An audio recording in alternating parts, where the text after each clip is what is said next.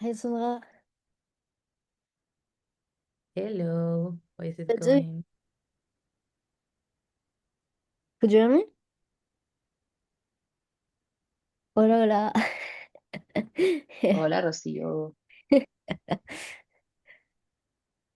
Nice. I'm just preparing the live stream and yeah, just leave me 2 minutes.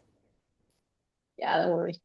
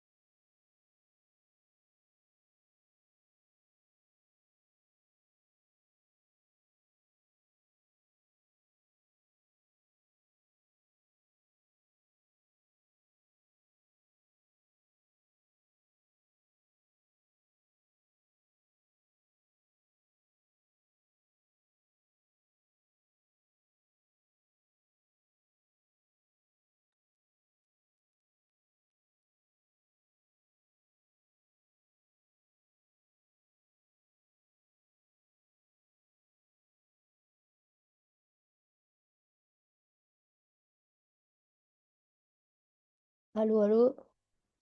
Okay. I just like change of computer. Sorry.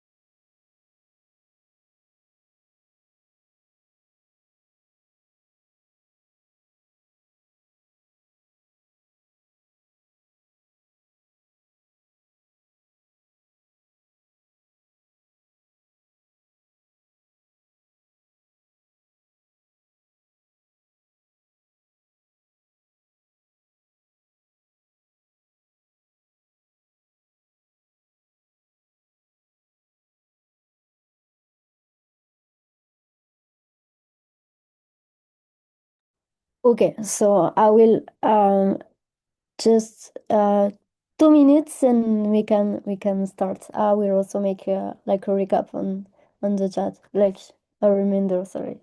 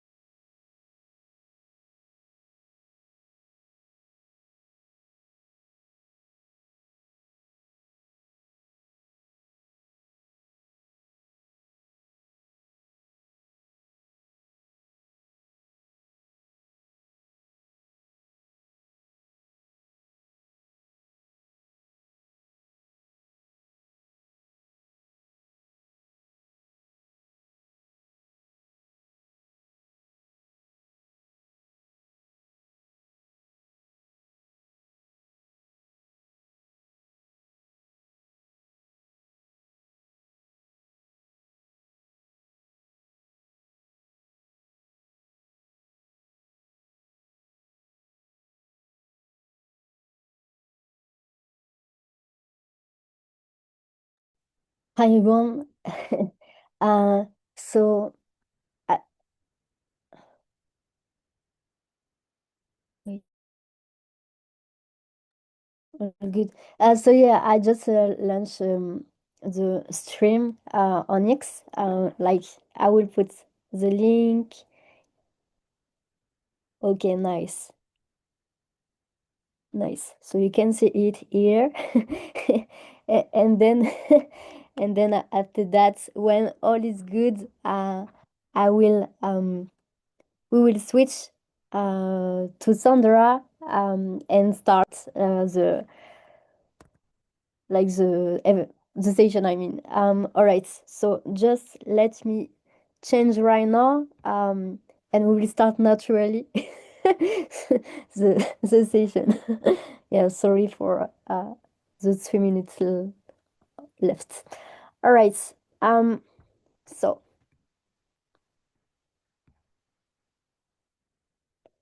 okay, nice. Normally on X we can see our face now with sound. Just checking. Wait, wait, wait.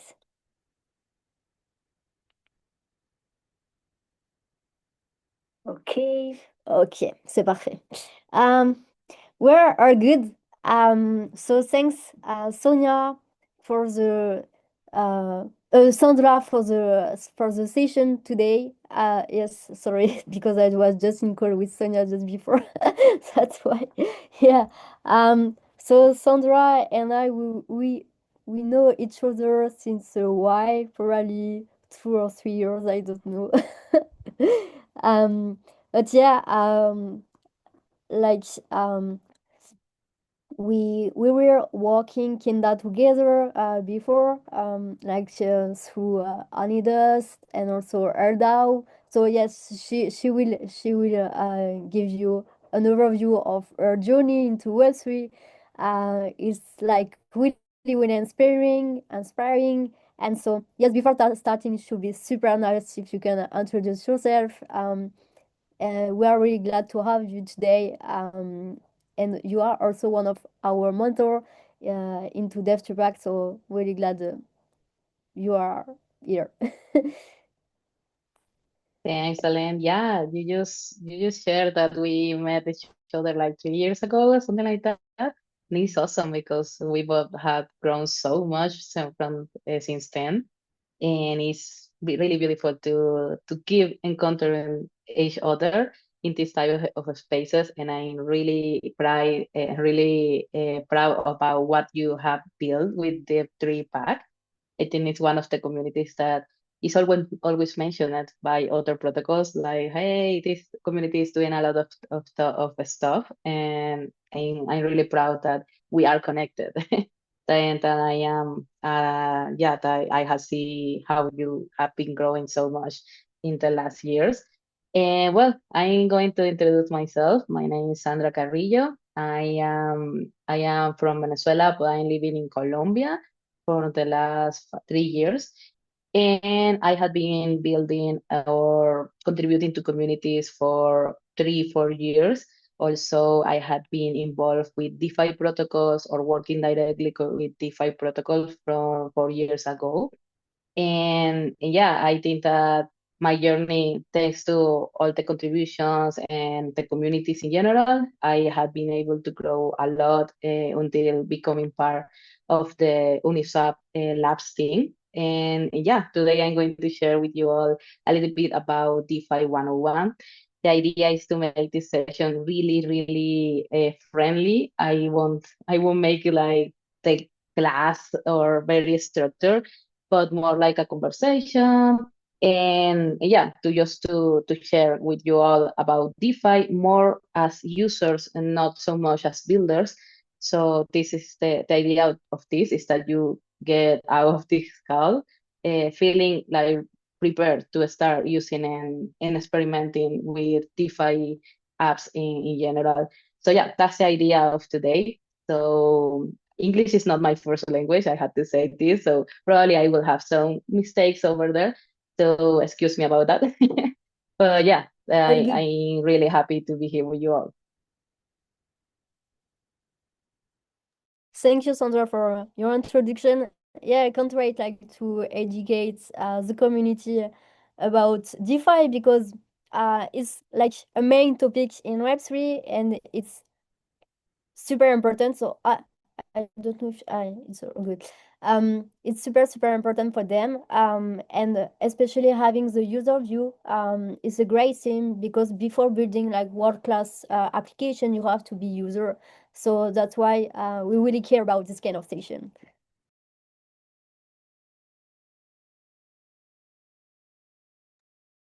Yeah, totally. I agree with what you just said. Like if you don't really use blockchain, you won't know how to build for others. And not only for people that like building things for people that already is in the space, but for people that is joining or is just starting. So yeah, so let me know when I should start sharing my screen. You can Okay, start. All good. okay. Let me start over here.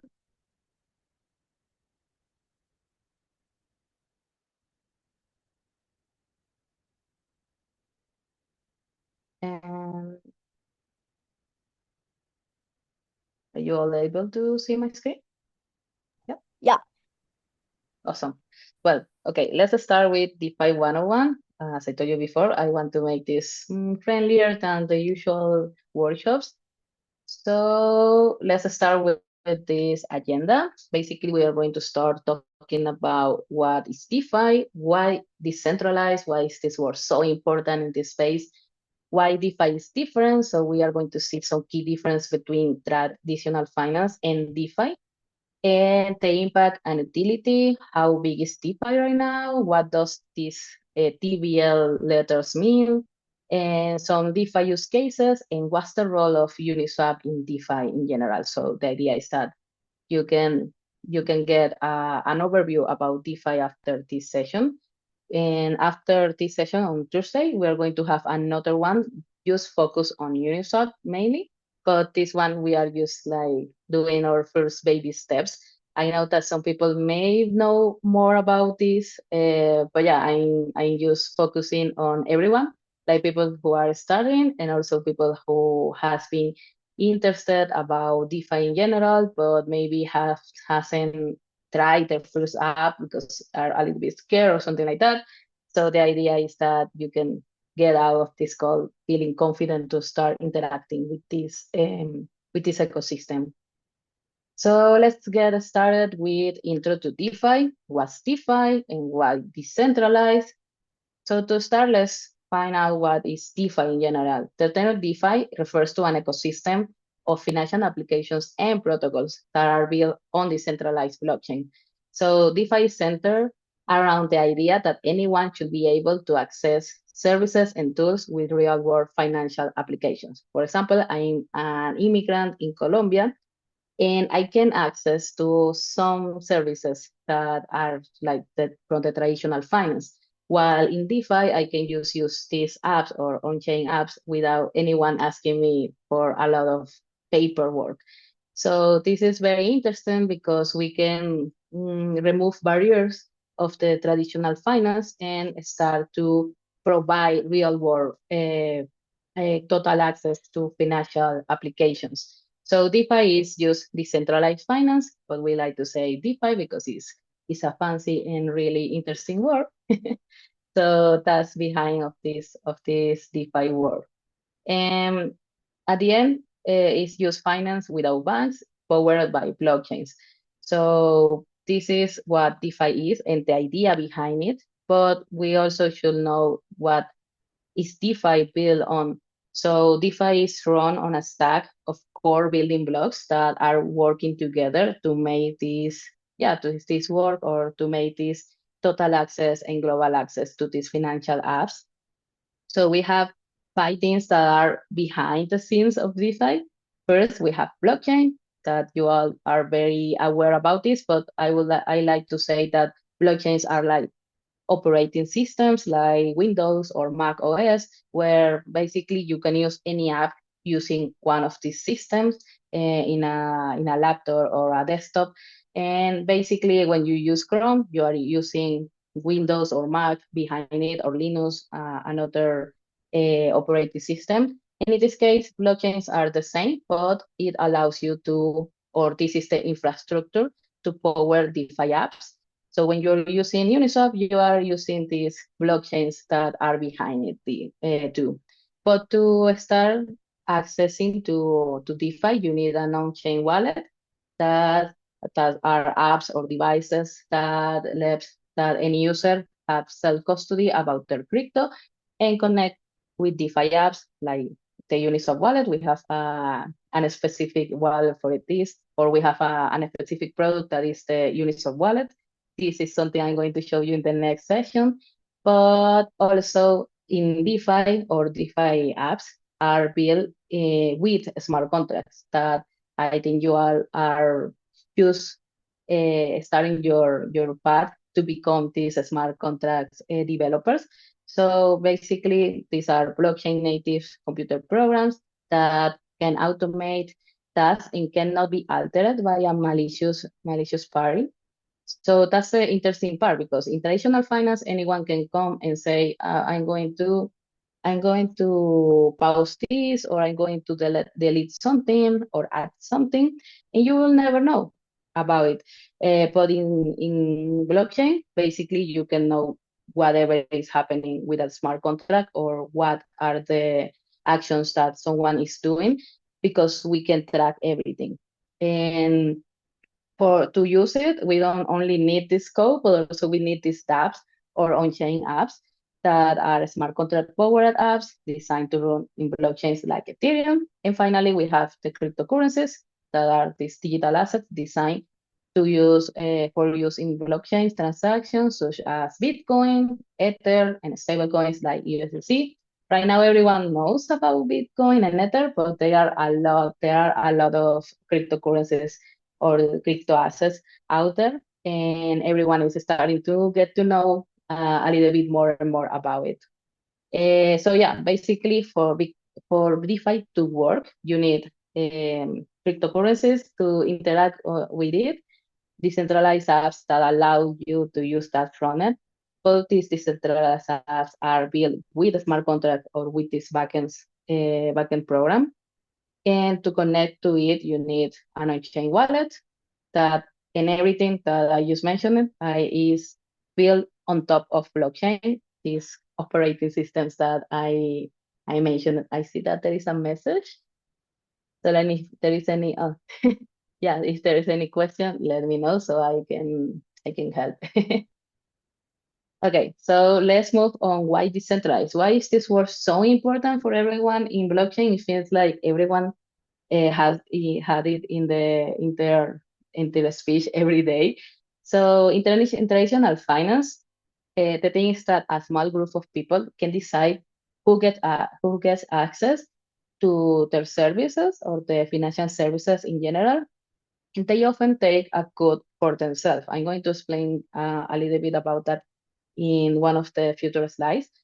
But the thing is that banks, insurance companies, and brokers are just acting as gatekeepers, and their systems are closed and opaque.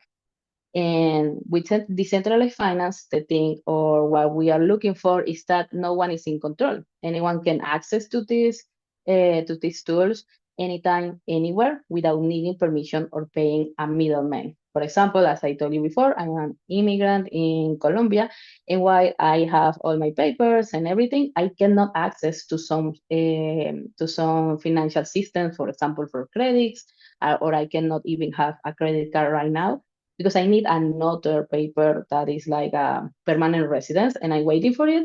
But the thing is that I don't have access to everything and other people can have access.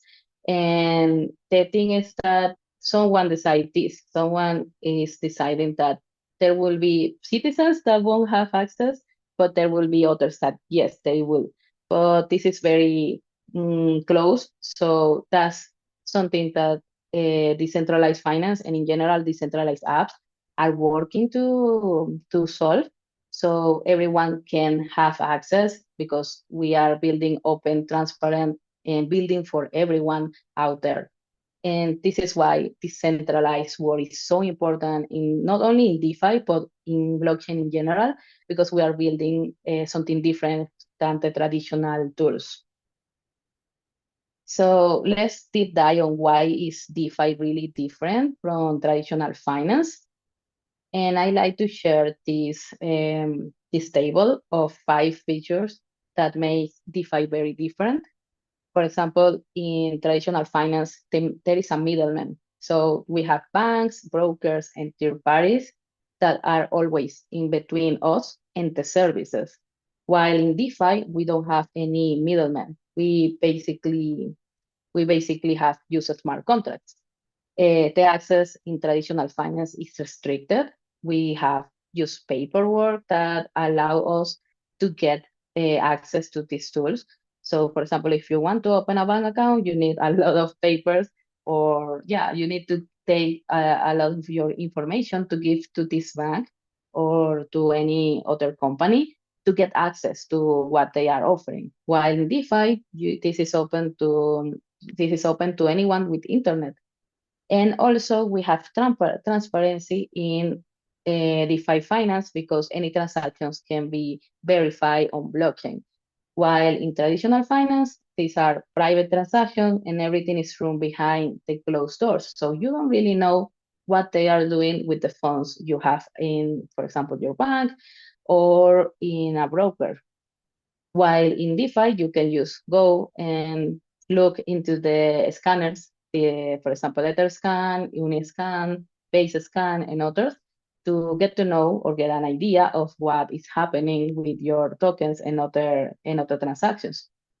Fees are also something very different because in the DeFi we have lower fees because computer costs basically replace a lot of the cost that has the middleman in traditional finance. In traditional finance, you have high fees for transfer, and even you have things like interest rate that are very high in comparison to the ones that you can get in DeFi. And also, we have that in DeFi, you can control 100% of your assets, and you can decide what to do with them. While in the traditional finance, I don't know if that this has happened to anyone in here, but basically anyone can freeze or restrict your accounts just because you are doing something that they don't think is right. And yeah, they can just decide whenever you will lose your control to your own assets that are yours, but at the same time, it's theirs too. So Just yeah, if I sorry. can say something, the only requirement is like to be independent, like control yourself, etc. The responsibility in DeFi is super important. So yeah, it's a lot of responsibilities of your own money. Yeah, yeah, that's a good thing, but also it's a big responsibility, as Solen say. For example, if we want to build something as devs or something similar, or funders, whatever you want to build, you have like while people have 100% of control of their assets, you are a bridge for them to use this technology. So when you build something for people to use DeFi, you need to be very careful that this is very well cared, so they won't lose their assets. But also as users, it's a big responsibility because when you lost your something like your mm, password on your bank, you can just call them and say, "Hey, I forgot about this," and they will help you to get back your password. But in DeFi, this is not something that can happen. So we have more responsibility, but also a lot of more freedom and control on our own assets. So it's like, yeah, it's like good and bad at the same time. But for example, in my opinion, I feel like it's better for me to have more control and more responsibility, but even if it means more responsibility. So yeah, Yeah, that's why thanks for that note. education matters. Like really educate people from countries that are where they don't have access to really DeFi itself because they don't know how to use it. Super, super like a great matter here. Yeah, and I can see here that Rocio is sharing that Ecuador have very bad experience with traditional finance at 19th. Yeah, for example, as I told you before, I'm from Venezuela. I have a very bad experience with traditional finance because of this. Also, people from Argentina will understand it very well that yeah, when you just trust a lot in traditional finance, you can also lose a lot. And this happens because banks can decide a lot of things without anyone asking them for accountability. And Nelly is asking if DeFi can work with non-custodian wallets. Yeah, you can use non-custodian wallets, but the idea is that or the yeah, it's preferred to use non-custodian wallet, custodial wallet, sorry, because at the end it will help you to have fully control of your assets. But yeah, I think that you can connect to DeFi apps some non-custodial wallet, but you have to check like which one are available in the apps that you want to use. So let's move off on to impact and utility.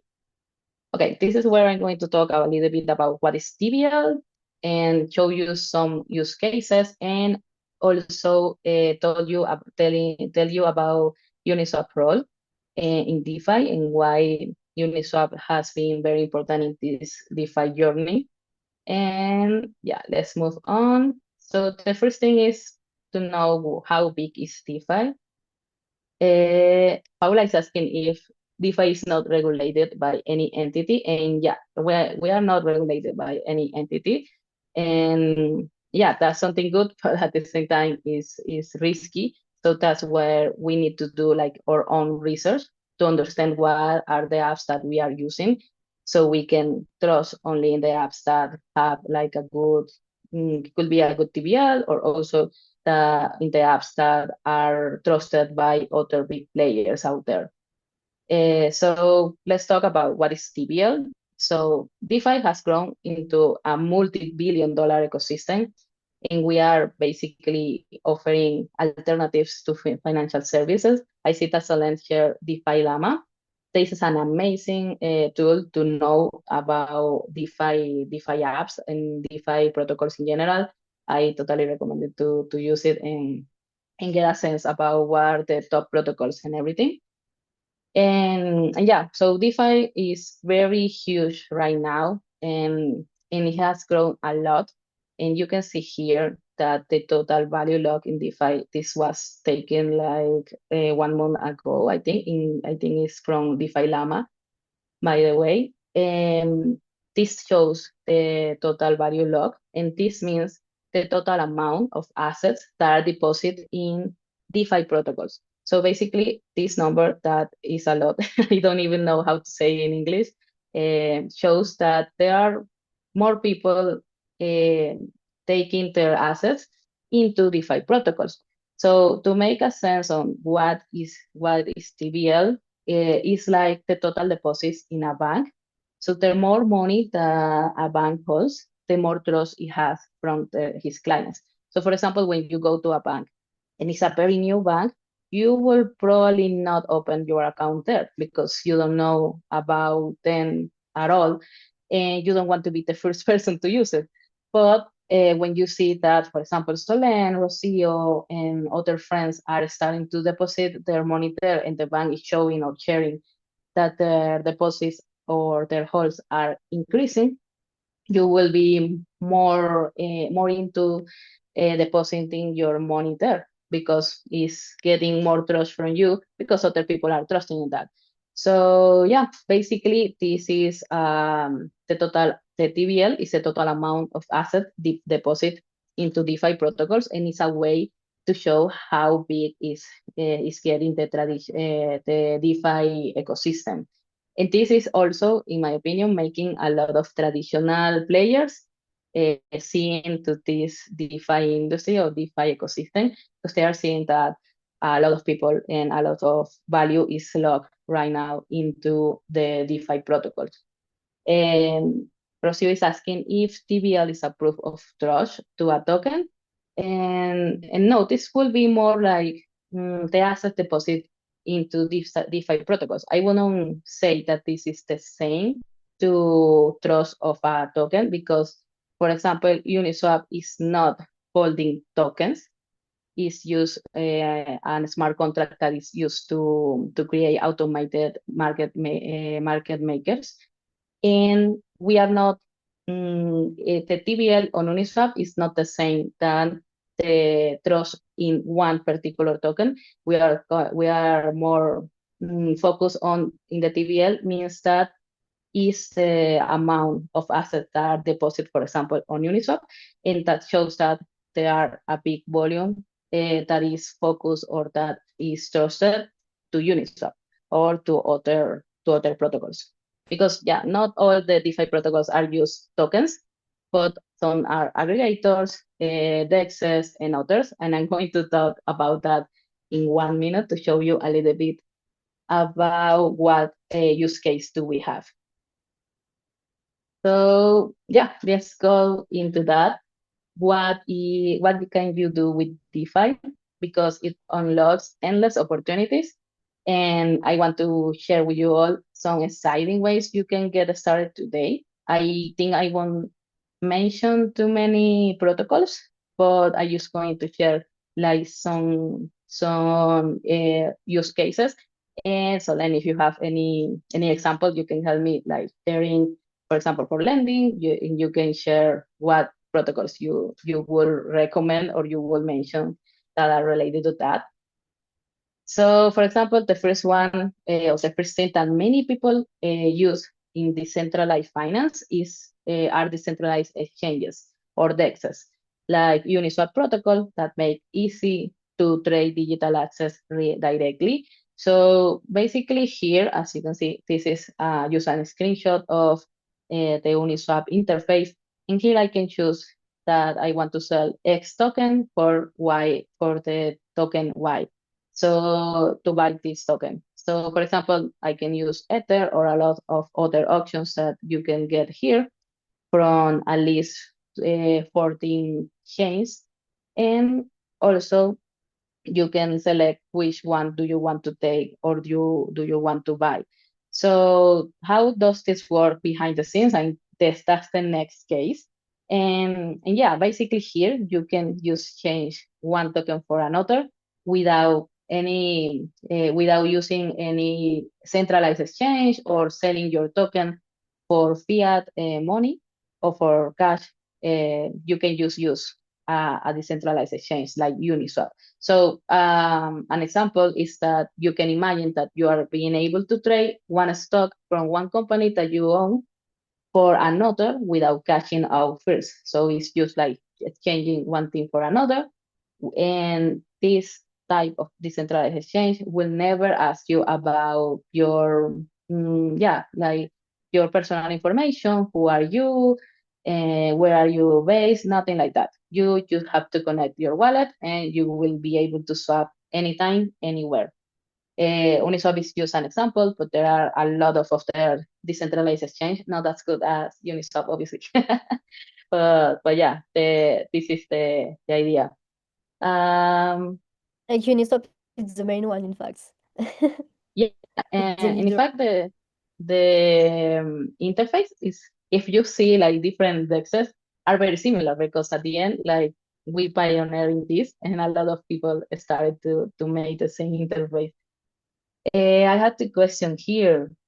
Is TVL amount or tokens is deposit for tokens is deposited by consumer of the protocols alone. It will be by both, because it's the amount of tokens or yeah, see the amount of tokens that are deposited in a protocol. So if you see like here, I share this is a total value locked in DeFi and all DeFi apps at the moment I took the screenshot. But if you look into DeFi Llama and you look for one specific DeFi protocol, um, you will see or you will get a sense on how much has been locked in that specific protocol. And this is valued by users and also other protocols, because something that some people don't really realize is that the companies are also using other DeFi protocols. I used to work in a company that has in a DeFi protocol that had also their liquidity in other DeFi protocols. So they are using it, or the same companies are using other companies or other DeFi products at the same time as they build a new DeFi protocol. So someone Doxy Doxy shared that a question about if the DEX has fee when you swap token.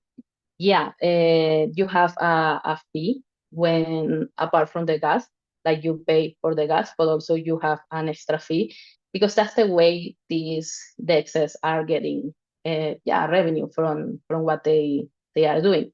Obviously, there are some DEXs that say that they don't have any gas fee, and it's more like a way to get more and more users.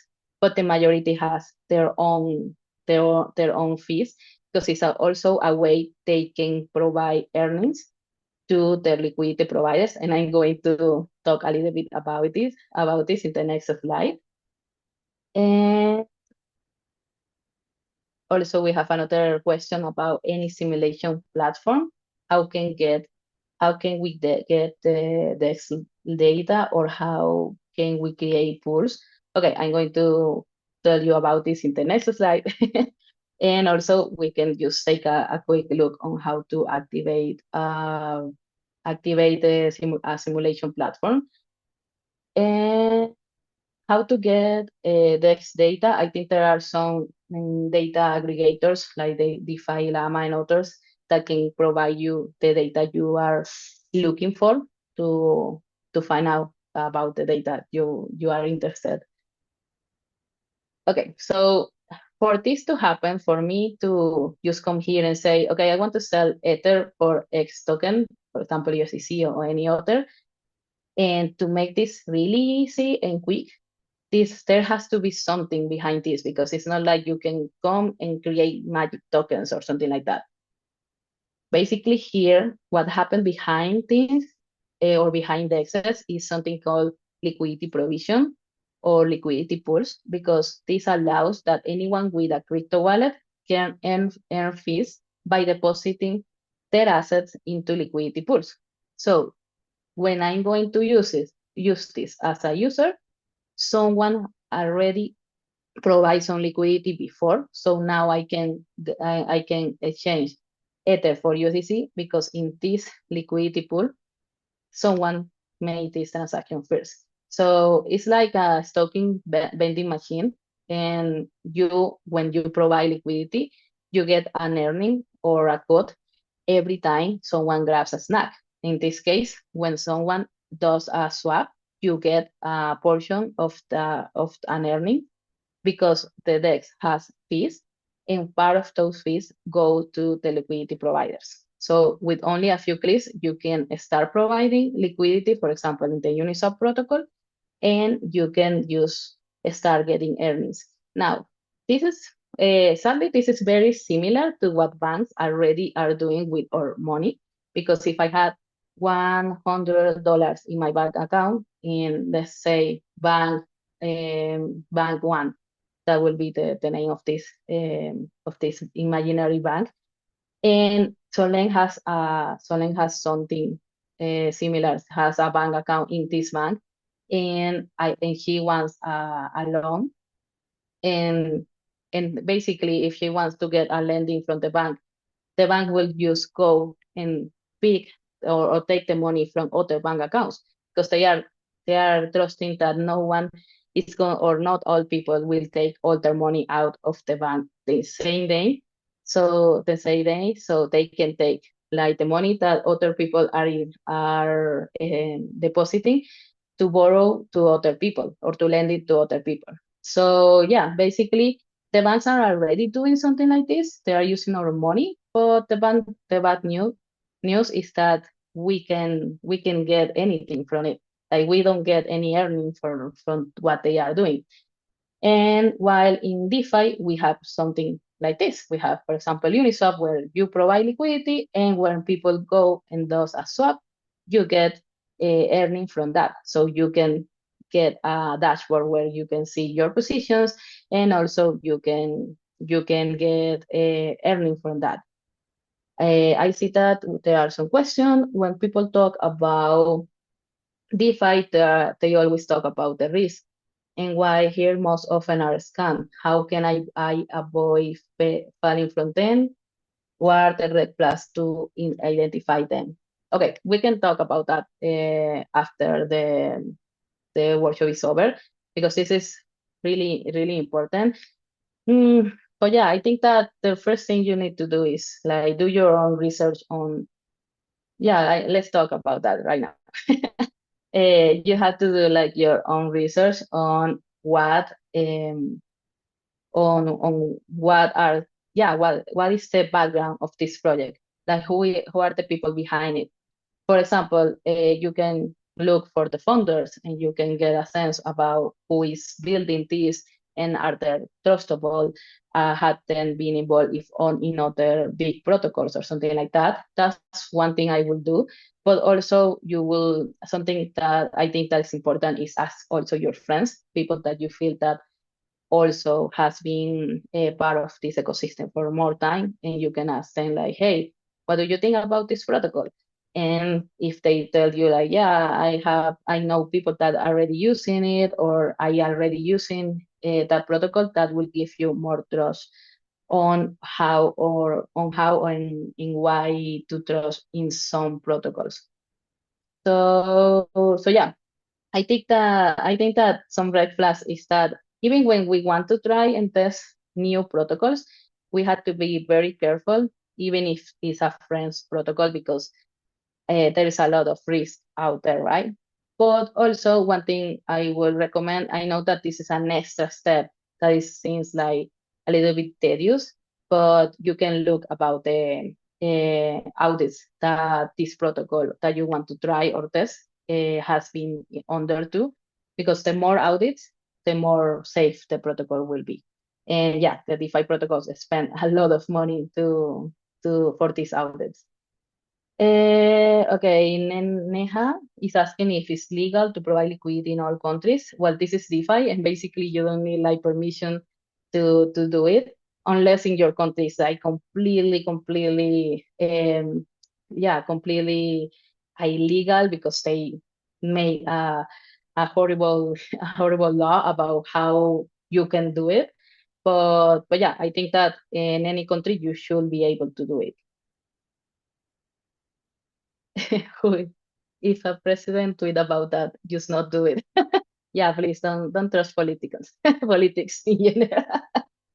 Okay, so yeah, this is providing liquidity, and this is how Dexus works behind the scenes.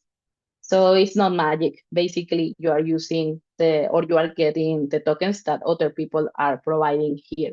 And the good thing is that, for example, and I'm going to explain this in more depth in the next session, but basically Uniswap doesn't control your tokens. This is just like building the technology for you to provide liquidity and others to swap with it. But we don't own anything. So basically, if Solen provides liquidity today, she can just withdraw or remove that liquidity in 1 hour, in 1 minute, in 10 years, in 5 years, whenever she wants. We are not like a bank that will tell you, hey, you cannot withdraw your funds because of X, Y, Z. No, we are just an open and very permissionless system where you can use provide liquidity and swap anytime you want, anywhere you want. It's nice to know because like sometimes on this kind of DeFi protocol, there is like an unlock time. Like if you want to withdraw your fund, for example, you have to wait 24 hours, something like this. So it's nice that Uniswap don't do that. Yeah, and also because this is for me, it's very similar to staking. So, but the thing is that you are not locking your funds like for a specific time. You are just leaving that there so people can use these funds, but whenever you want to take it back, you can do it.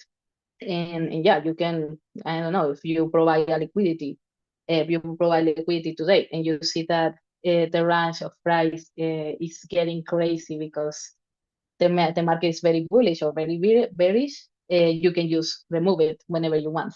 And for example, I have this screenshot here on how to create like your new position. And basically, you just select a pair of tokens. And for example, we have here Ether and USDC.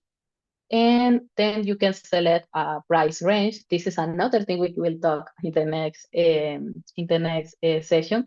But basically, you can decide where your liquidity will be used, or what's the minimum price of a token and the maximum price that you are yeah, that you are okay to be used, to your liquidity to be used, for your liquidity to be used. For example, here we have that in this example, someone said, okay, the minimum price is to 2K, to 2K from on Ether with USDC. So for example, if the Ether goes above that, and happily it is right now, but yeah, if it goes above that and it gets to a maximum of 3K, basically the liquidity will be used. And what if the liquidity is under this amount? Well, it won't be used. So your liquidity won't be used while while these assets are lower than the price range you set. But also it won't be used when the price is higher than the maximum or maximum amount that you share. Why is this like this? Basically, because before people could provide liquidity and this will be used from zero to an infinite amount. And there were a lot of liquidity that wasn't used. Now you can select what's the minimum price and the maximum price, and then your liquidity will be used in that range. So, for example, if I provide liquidity and I see that my minimum or maximum are getting, or the price of one of these tokens are getting very close to that minimum or maximum, I can just rebalance my liquidity and remove it, and then provide it again with a different range. So that's a way to use it. And yeah, basically at the end, you can just enter the deposit amount you want and review and provide liquidity completely permissionless. No one is going to ask you where the funds are come from, or where are you from. Nothing. No, you don't even have to provide your name. And let me check if there are any questions here. Okay, I see that someone is asking a comparison to centralized exchange and advantages and disadvantages. Yeah, I'm going to share this in the next session where we are going to go deeper into what's Uniswap and how this works in comparison to centralized exchange. And so yeah, that's for the next one. Sorry sorry that I won't share the answer right now, but I just want to leave some. I don't want to give some spoiler for the next session. So yeah, another use case that you have is borrowing digital assets. Basically, on decentralized borrowing protocols, user can deposit collaterals to borrow other tokens. So unlike traditional borrowing, which requires credit checks and approvals, you can use decentralized borrowing that is very seamless. So you can use your crypto wallet. Users can connect, deposit, and borrow in just a few clicks. You don't really need to have a credit score or something like that. In general, DeFi protocols won't look for that. Just see that you have a collateral, so they can borrow you other tokens.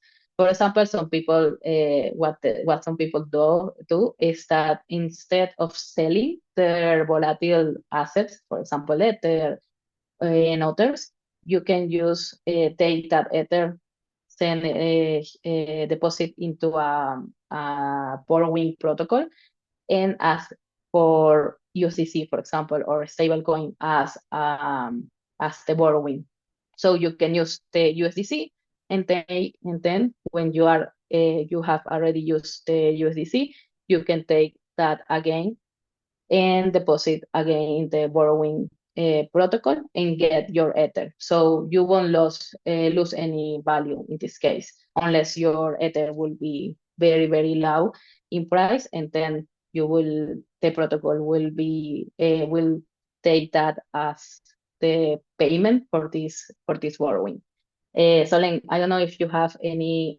Yeah, Solen share some examples. I don't know if you want to mention them here for the people that is not in the Zoom.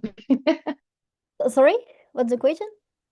If you want to share the examples you share in the chat for Ah, the yeah. people that is not in Um, the Zoom.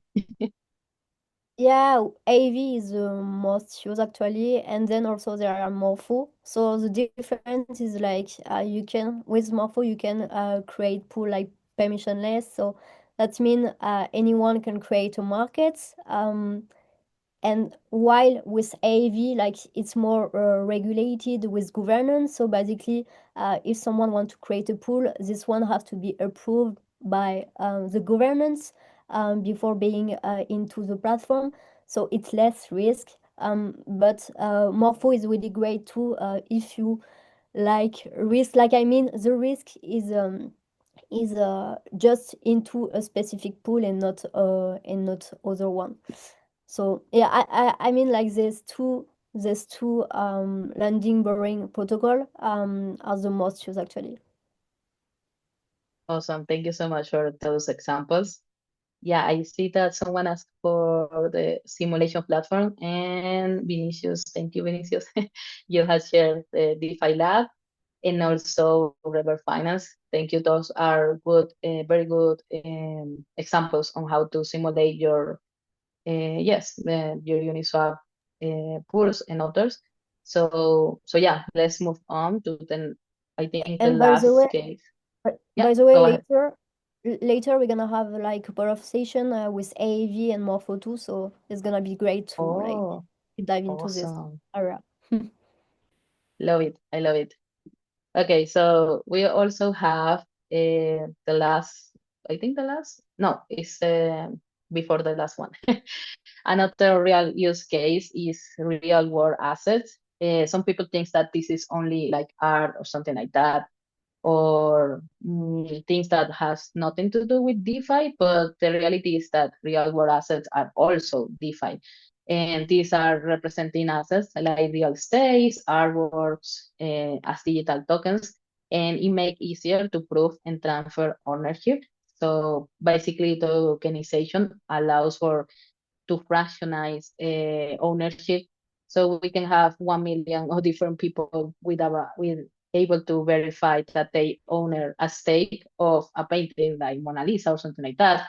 Or you can have like 50% of your apartment with your partner, and you can have a token that proves that ownership. So this is something that has been really explored in the past years, and I think that there is a lot of potential here, and there are a lot of protocols continuing to explore this to get like to the mainstream people in general. So it's probably that we will continue to see a lot of protocols using more and more this type of real world asset technology to make in general life easier, so you don't have to have your contract of something that proves that you are owner of something, but in general, you just have a token that prove it.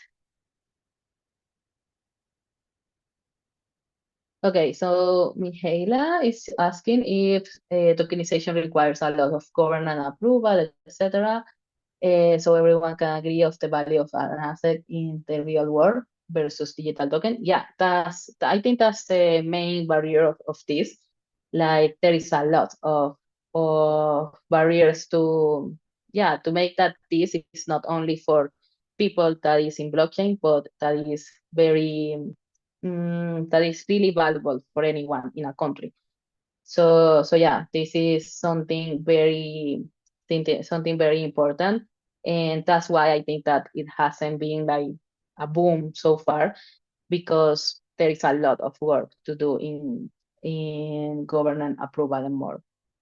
So, and Rocio is sharing that Colombia have a community tokenization with coffee. And in It Cafetero, yeah, we have one community like this in Colombia. And I think Colombia is one of the places where a lot of people is trying to do this coffee tokenization. And yeah, let's see what's the big one that comes a reality. But yeah, this is something that has been very explored so far, and I think one of the main real use cases that we can see out there. Okay, and another one, and I think this is the biggest one, is just sending money anywhere across the world. So like I don't know if you are in France or in another part of the world. Are you in France? Yeah, in France, Okay, actually. amazing. Well, imagine that I'm in Colombia right now. Basically, I can send tokens or money to Solen in France and in just 1 minute.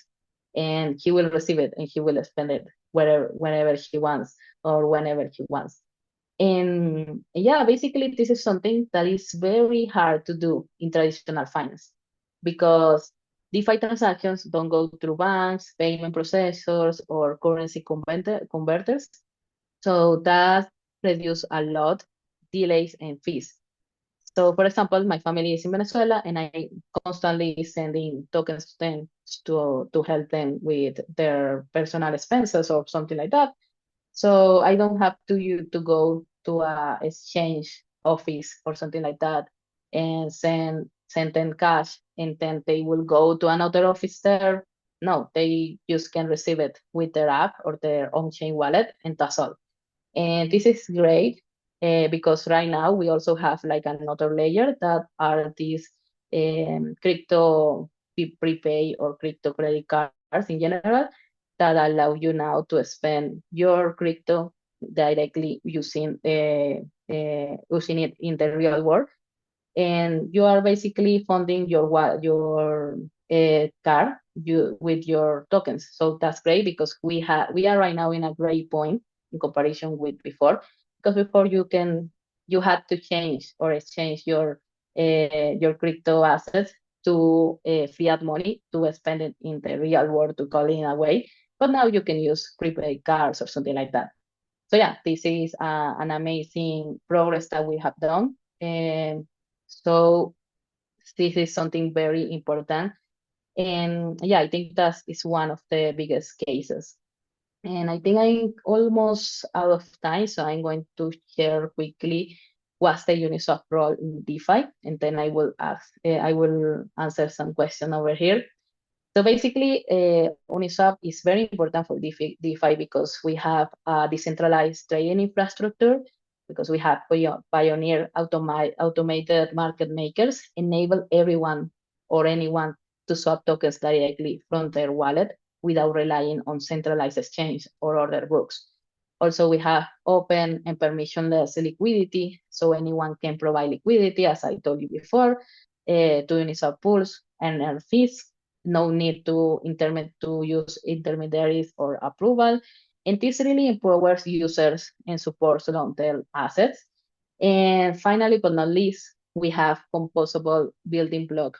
We are a composable building block for DeFi because Uniswap smart contracts are widely used by other protocols and on-chain apps. You may have not noticed, but sometimes when you are using a DeFi aggregator or other even fintech apps, they may be using Uniswap smart contracts, Uniswap liquidity, or even a Uniswap trading API that we will see that in the next section. And or liquidity or is liquidity pricing mechanism serve as a foundational layer for the broader DeFi ecosystem. So yeah, Uniswap roles in DeFi is very important. We are very really proud about this, but also this is a big responsibility, and so that's why you won't see Uniswap to be like in trends like other dexes or other DeFi protocols. We are more focused on keep building this and keep building the foundational layer for the broader DeFi ecosystem. So that's all for now. Well, these are my personal details or contact information. I'm Sandra Carrillo, as I told you before. I'm community manager for LATAM. for Uniswap Labs. And well, here you have my email, and also you have my ex account or my ex username. I hate saying X instead of Twitter. I still hate it. But yeah, if you have more questions that you haven't asked here, please, you can send me a DM. My DM are totally open. And I'm very looking forward for the next session on Thursday so we can continue to learn more about Uniswap. And yeah, thank you so much. I going to read for the question if I have time. Do I have time, Celine? Yeah, sure. Take your time. No worries. That's fine. Like you can see that people are really passionate and ask so many questions. So if you can answer some other, feel free to do it. And by the way, another player, like main player in DeFi, will be like whole aggregator in DeFi. Like for example, 1inch.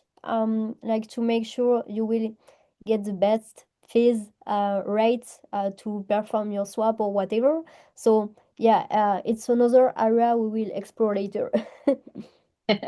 Yeah, in fact, Uniswap has an aggregator, and that's something we will see in the next session because we have a lot of products and many people doesn't know about that. So this is the great things about having these sessions because we can share with everyone like what we have building in these years. Vinicius asked if a person use Uniswap to take benefit of its structure and practice bad things like money laundering. How can we identify it? Well, this is a question that comes a lot when we talk about blockchain because we say it's permissionless, so you can do whatever you want. But it's also very trackable. Like, I mean, I can find someone's wallet address and see whatever they have done and track it a lot. So for example, I had known some cases of people that had done money laundering in other parts of or using other protocols. And basically, when the countries wants to start an investigation, basically they use the scanners, for example, letter scan, to get a sense of every movement that this person does. So this is not something related to Uniswap directly, but more with the blockchain structure or infrastructure in general. Because using blockchain for money laundering is like a stupid thing, to be honest, because it's trackable. I mean, you can track every movement that anyone does or every transaction. So yeah, that's a way to identify. So people can, for example, if a police station can start an investigation, they can do it, and all the details will be there.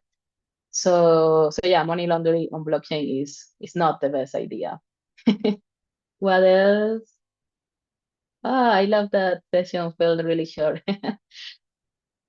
And what other question do I have over here? I think, okay, how can we enter into DeFi space, like start contributing for?